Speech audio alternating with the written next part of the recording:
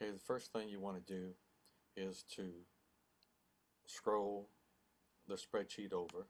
So I'm going to spread it over so I can see the whole thing. And then go ahead and do a save as.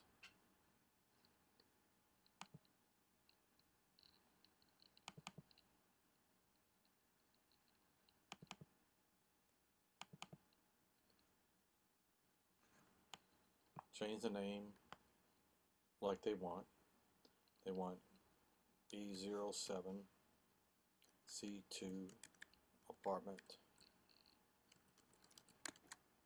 last first.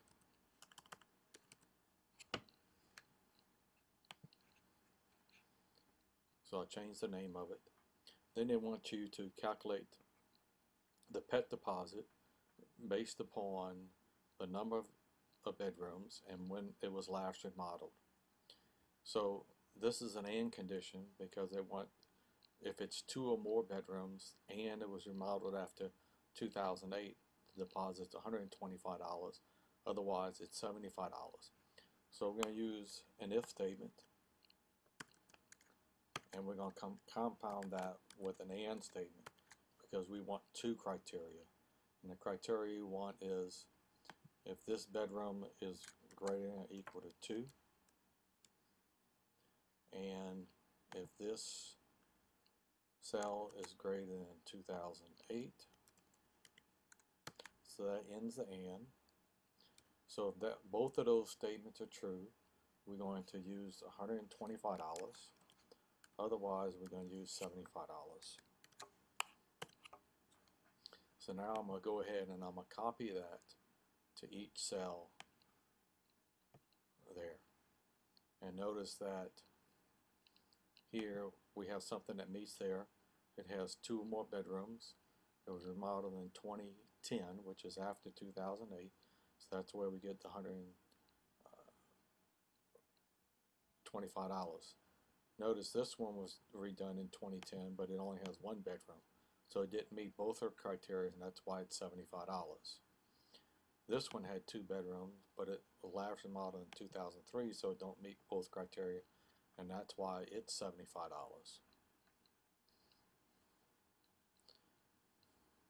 So that is step 1.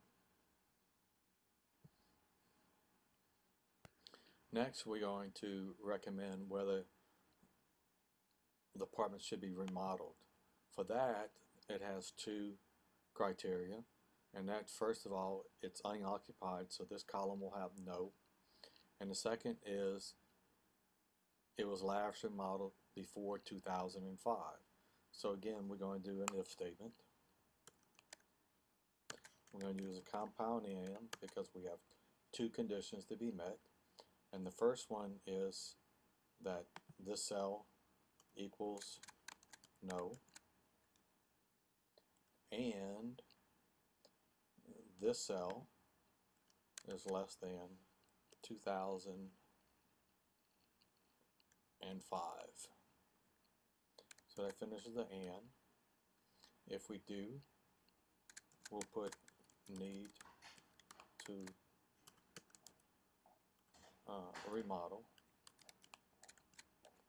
Otherwise, we're going to put no change. And then we'll copy that down a column to everyone. So notice here we have a need to remodel because it's not occupied and was last remodeled in 1999. These are likewise have no. Notice this one is occupied.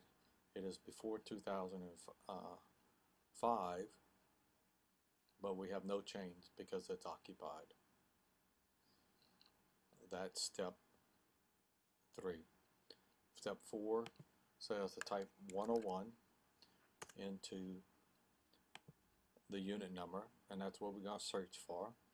So instead of manually searching these, if this is very long, let's say it has several hundred, you wouldn't want to have to scroll through here to find it.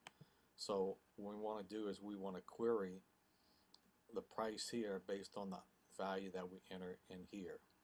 So we can enter in a nested lookup function. So when you do that, we're going to type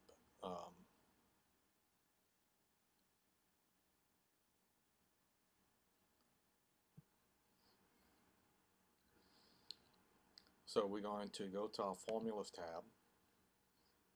We're going to insert a function. We're going to look up logical and reference. Under here we have index. We want to select the first one here. So the array we want to use is this database right here. So select all the values in your table. The next one we're going to do is we're going to use a match function. We want to match what is in this cell here with the column that's here, and then we're going to pull out the price based on that. So we want to do a match using B2. We want to pull it from column A. These are the cells we want to use, all of those. And then we want an exact match, so we're going to use 0 for that.